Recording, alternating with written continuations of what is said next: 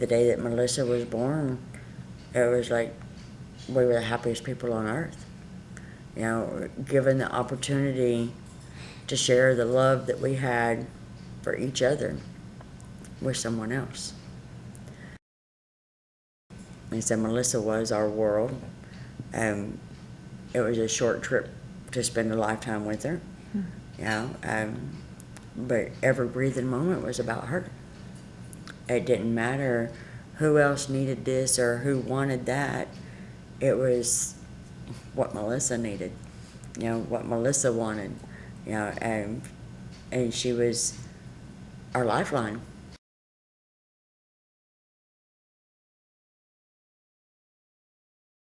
Never in my life did I ever think that when she asked if she could take her downstairs that morning, that I would never see my daughter again.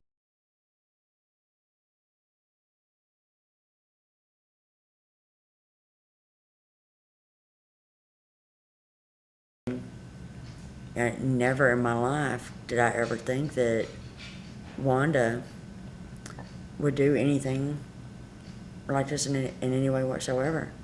You know, she was a very tentative mother, when it come to her, not only Melissa but to her own son, Jimmy.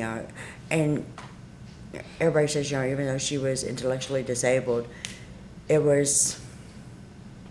she was a lot smarter than what people gave her credit for. You could tell her one time, you know, Wanda, the baby's diaper needs to be changed. Anytime that it's wet or anytime that it's dirty, you have to change it. If not, he's going to get a rash. Okay. Yeah, she wasn't able to speak in a clear sentence. You know, if we were sitting here carrying on a conversation, in order for her to say a complete word, it would be, yeah, and it would take her a minute to get it spit out. You know, she knew what she wanted to say. She just couldn't get it to come out that way. But her biggest fear, the only thing that she ever worried about, was upsetting the man in her life, which was Rob. And, you know, as long as she fixed his lunch and took care of him in the afternoons, brought him a drink, to whatever he wanted, he was a content man, you know. And she always wanted him to be part of with Jimmy, you know, hands on. You know, he was a big guy. He didn't want to hold the little bitty baby all that much, you know. But, you know, she could take Melissa downstairs and take Jimmy downstairs and, you know, play with them. I had to go and get Robert and Rob from work one day, and I told her, I said, I'm going to be gone about 30 minutes, but I'll be right back. Don't let anybody in the house. And I had started hanging at the end of the cabinet some little hooks to hang plastic spoons on. I had one hook and hung one spoon on it.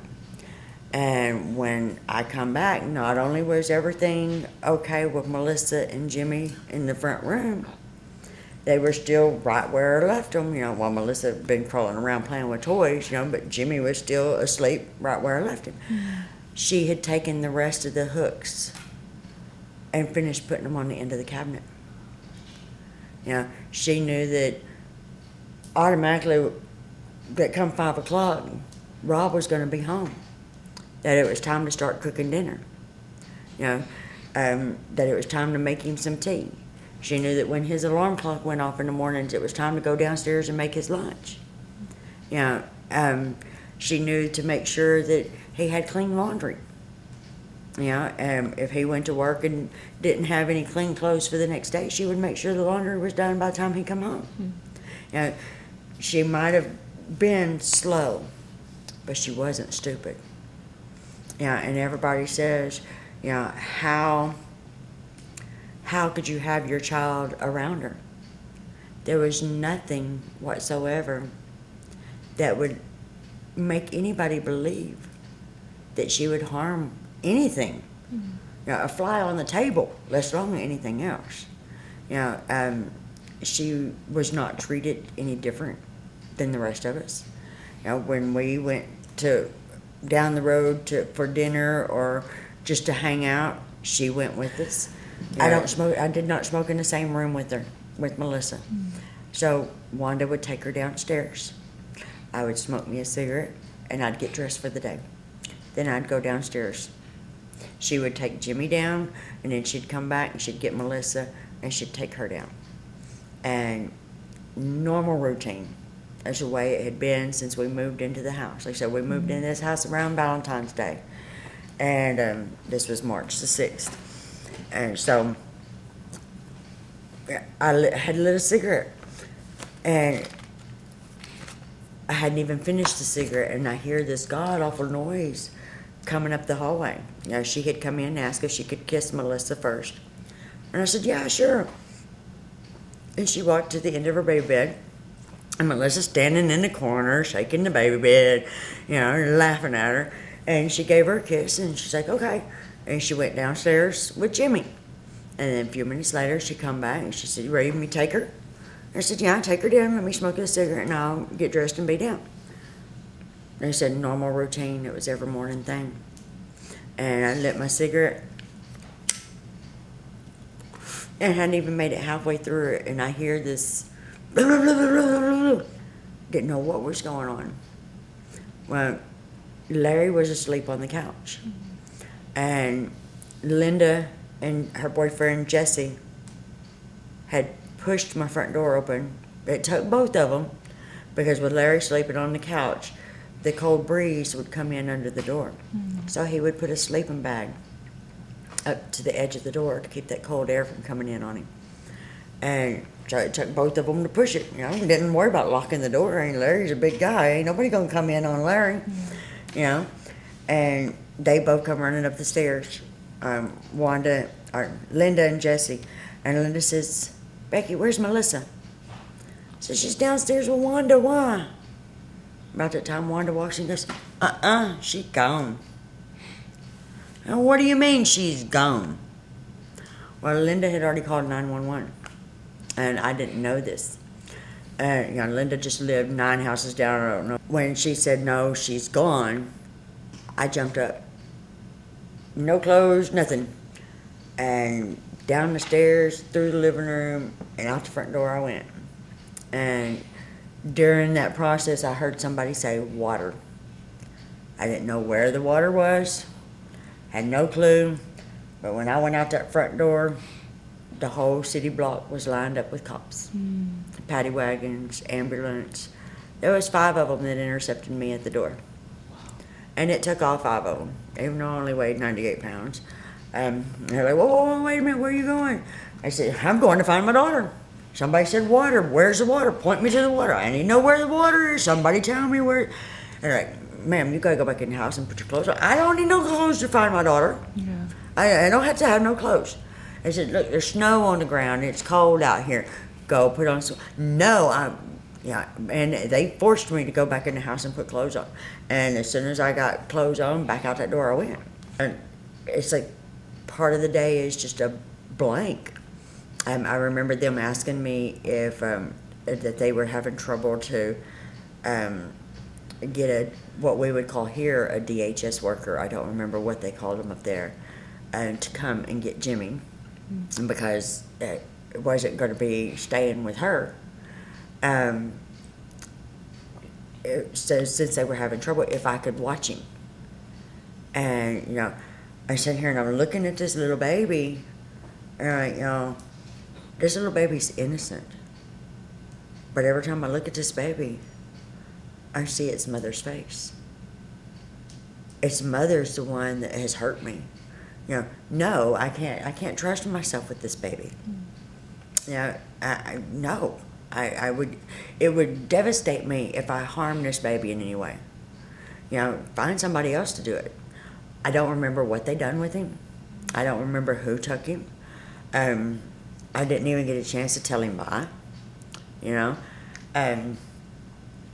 then the next thing that I remember is they had said that Wanda was talking about a black man in a blue car, and nobody could understand her. I said, all right, Wanda, come on. Tell me. Let's walk. walk with me down this road. And we were walking up and down the one-way street with the cars lined up on each side. I said, what color blue? What color blue? What color blue car was the black man in? And she would point to a car. And I'm like, okay, this color blue? And she stuck with the color blue for a while. And, the black man pulled up and was talking to her and reached up and grabbed Melissa and then took off. And the next thing is, what she was saying was, no, it wasn't blue. It was red. Okay, which one's red? What color red? This color red, maroon, or this color red? And she would point to a bright red car. And I'm like, okay, who was in it? 2 black men. Okay, what did they do? Well, they pulled up and pushed me down. When they pushed me down, they took Melissa. Okay, and that was the story for a minute, and then somehow it went back to the water. And she kept telling everybody that she walked out the front door and walked around the block. Well, the back door and the front door were perfectly in line with each other. If you stood in the front door, you could see all the way through to the back door. Mm-hmm. The back door, screen door, and the main door, both were standing wide open. It took both Jesse and Linda to open the front door because the sleeping bag was behind the door. If she went out that front door, how was the sleeping bag back behind it? Mm-hmm. And I told her, I said, Wanda, there's no way. There's no way you went out this door because the sleeping bag was here. I said, go outside. And I pushed the sleeping bag. I said, now open the door. She couldn't open it. I said, so I moved it and I said, all right, so what door did you go out? That door. And then I remember them bringing the dogs in, and these dogs was supposedly able to smell on top of water. Not only in the house, but also on top of water. And they gave the dogs some of Melissa's stuff, some of Wanda's stuff. Well, one dog Melissa's stuff and one dog Wanda's stuff, because once you give a dog a scent, that's the only scent that they can pick up for so many hours. Mm-hmm. So they did separate them, and one of the dogs right out the back door. One of the detectives told me, he said, well, let's go through the house and make sure that Melissa's not here. I have a spot right here on my thumb. As we were going through the house, I don't know if I just blacked out or just in a daze, but as we opened the basement door and I went to take that first step, there was no step there. Mm. And they ended up picking me up off the floors. And, I remember walking through the house with the cops, every floor, the basement, the first floor, second floor, and then the bedrooms upstairs, and nothing. And then we went back out with the dogs. They said the dogs went this way. And the rest of the day, I don't remember. I remember they had sent Larry to the job site to pick Robert up. And I remember him pulling up and him crying. And I remember them putting me in the back of a paddy wagon. Got in a paddy wagon. To the point where they did give me a polygraph. I failed the polygraph. The cop got up in my face and he told me, he said, you did it. You know you did it. You've done one or two things. You've either got her stashed somewhere and you have day-to-day contact with her, or you've slapped her and you've killed her and you've hit her somewhere. So which is it? And that ate me up. Yeah, and then and did you tell me that they found out later the reason why you failed the polygraph was because you were pregnant? No, they wouldn't give me the one while I was pregnant. Oh. Okay. I actually went to a doctor because they were trying to figure out, if I was telling the truth, how did I fail it?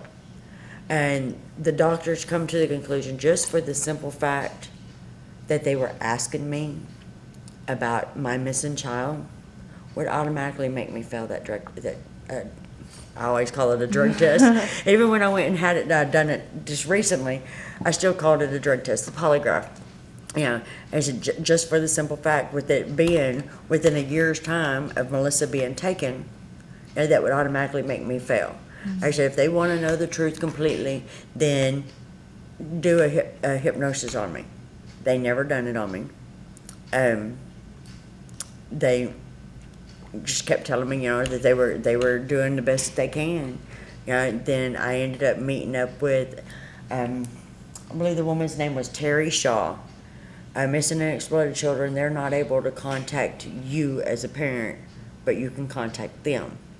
And somehow I come across her name and number, and we started talking, and that was the only person, other than the local newspaper, that would give me the time of day to help me in any way. Later on, he's like, well, we had this man that jumped off, we was doing a police chase, and this man jumped off into Delaware, and the divers couldn't find him, so they're going to wait to see when he comes afloat. And we're going to do a guesstimation on how many days it takes with him being 100 and something pounds, and Melissa only being 16 pounds.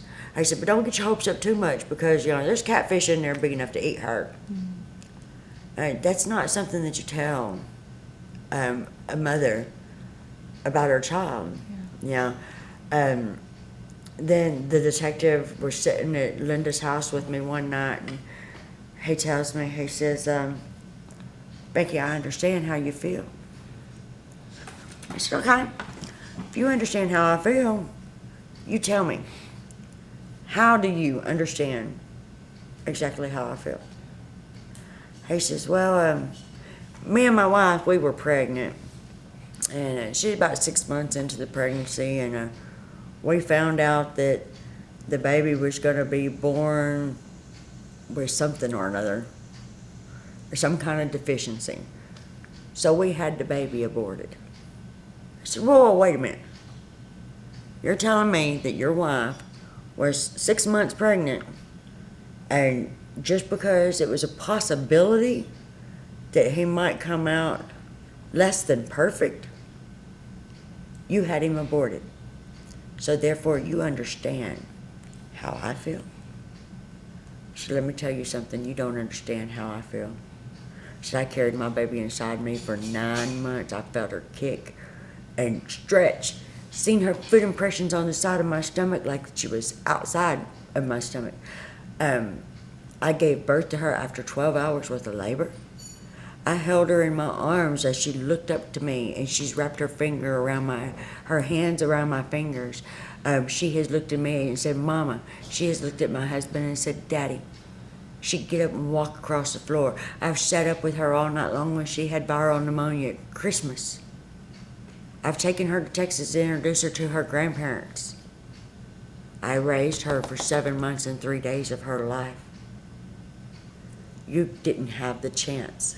You didn't give yourself a chance to raise that child. So therefore, there's no way that you could even come close to understanding how I feel. I think you need to get up and leave. And he did. I never got no answers. And then they come to me and they say, well, she's dead. Okay. Show me proof. Give me proof that my child is dead. Until I have that proof, physical evidence right here in front of me, I'm never going to believe it. Because I've always believed, Mama knows. Mama knows deep in her heart if something has gone wrong with the child. And I don't feel that my daughter is dead. I never have. At Easter time, I'd fix her up a basket. Christmas time, I'd buy her a present. And her daddy would say, why are you doing this? Why are you torturing yourself? This is the day she's going to be home. I'm going to wake up in the morning and she's going to be here. She's going to get to see her presents. She's going to get to eat her chocolate bunnies. She's going to get her jelly beans, And I'm still waiting for that day. Okay. So, I guess I'm trying to think of what what would be questions people would ask?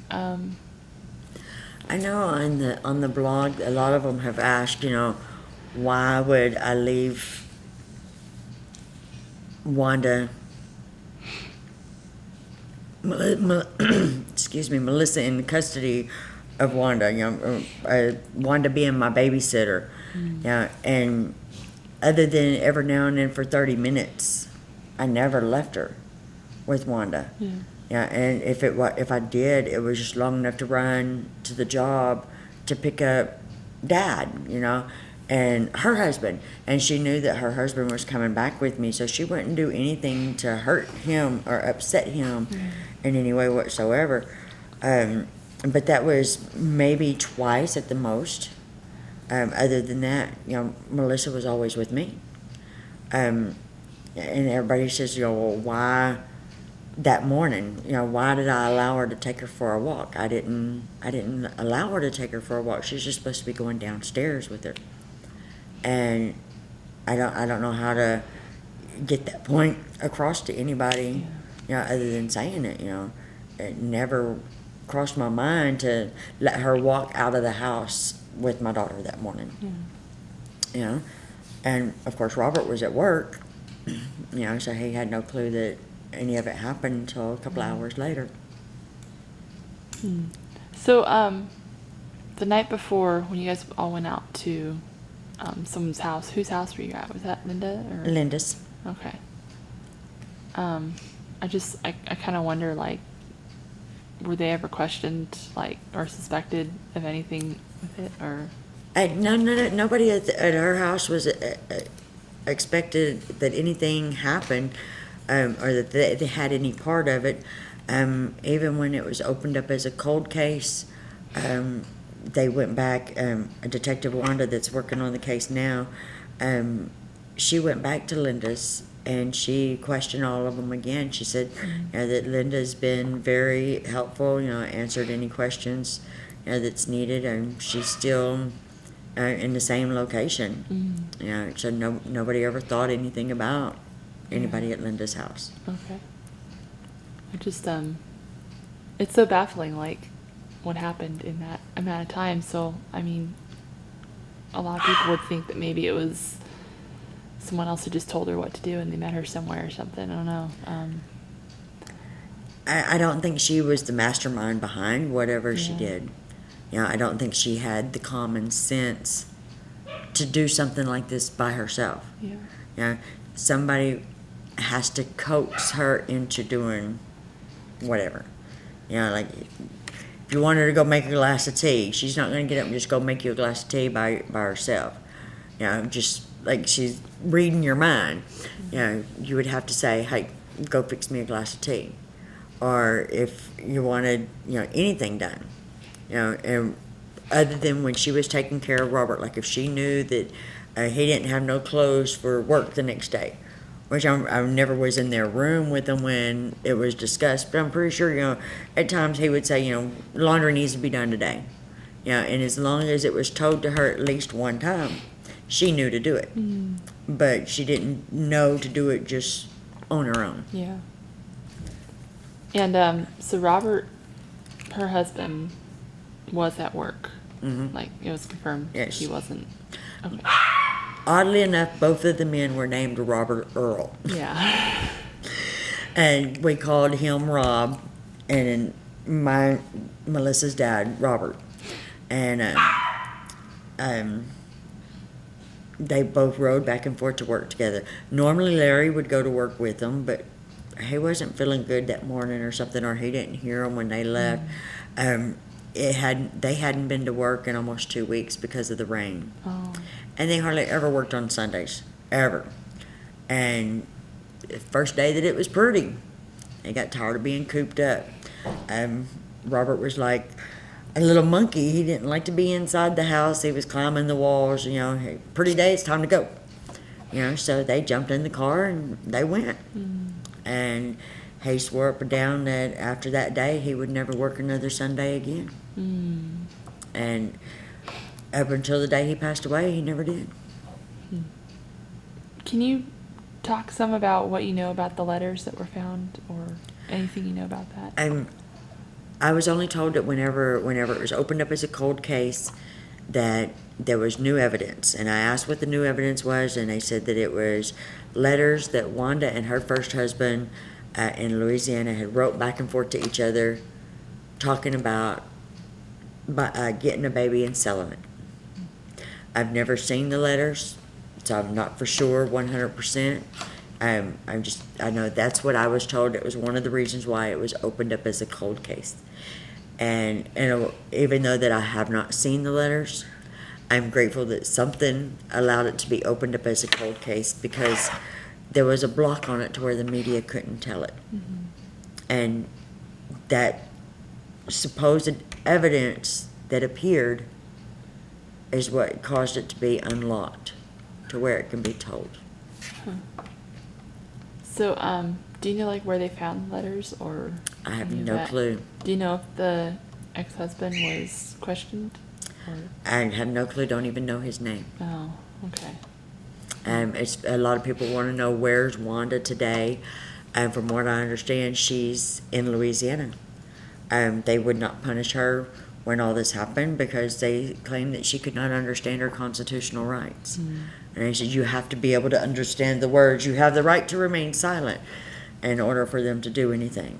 And just for that simple fact, that little technicality, she got to walk free for the last 25 years. Yeah. When you were telling the story earlier, you said that she came in the room and was like, no, she's gone. Wanda came in the room and said, no, she's gone. And she did it in kind of like a sassy tone. Like Put her maybe hand up she's- on her hip. No, she's gone. Yeah. And that was it. Do you know anyone else that would have had a reason to be mad at you, and maybe they like, I didn't know anybody else. oh, We had just moved into this neighborhood around Valentine's Day. And other than Linda and Lisa, and the people that was at their house that I've met through them, which they were all there at Linda's house the next morning, is that were all with us when we had dinner the night before. That's all I really knew. Yeah, and people during incidents like this is when you learn how cruel people can really be, and there's so many people out there that just because they've heard this or that, it doesn't mean that it's true. We do have some of the grave sites and stuff like that, the information that's on the internet about Melissa. It's overwhelming to me what people can come up with and what people do without knowing the facts. And that's where it's been very painful to pull up a website and start reading stuff about your own child and half of it not be true. Yeah, and I even made a comment to one of the ladies, told her I did not know where she got her information, but put herself in my shoes. Yeah, how would you feel if it was your child and someone just started rambling on? Make sure that you have the facts. Yeah, and that's one of the reasons why I think you doing what you've done for me and the people out there that's actually reading and it's taking an interest in my story after all these years, even though it has not been told.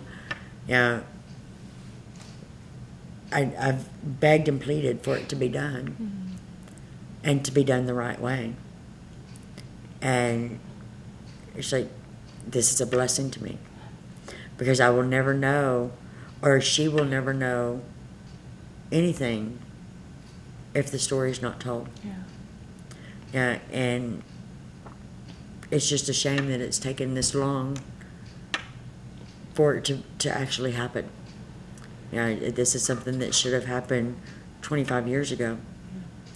And I tried. I wrote letters, I sent emails. The only thing I didn't do is walk up and shake somebody, and I don't have the education behind me to know how to do it myself. And I'm just grateful that there's somebody out there that does. And the more people that are interested and the more people that share the story and the more people that know, the better my chances are for her to come home. And that's our goal. I'm ready.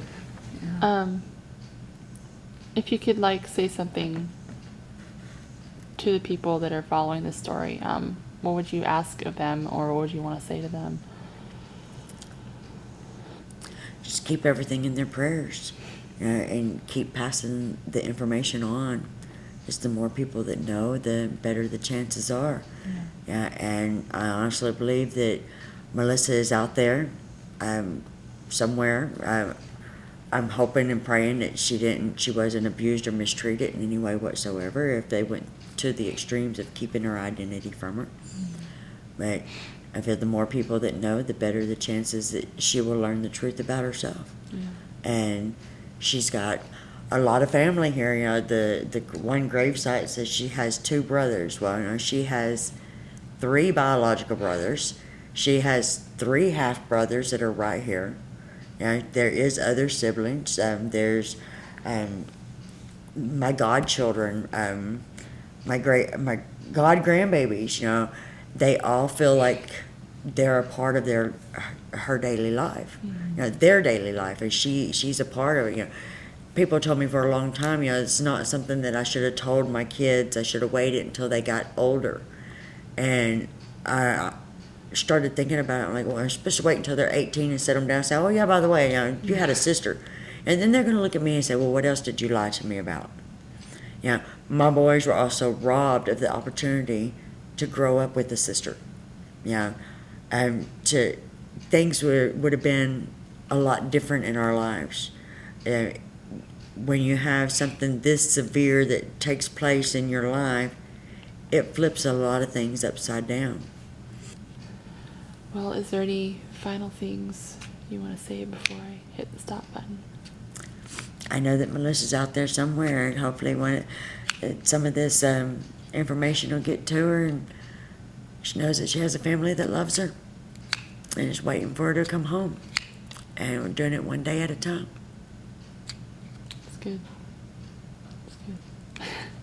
Well, thank you for doing this. I'm going to hit stop now.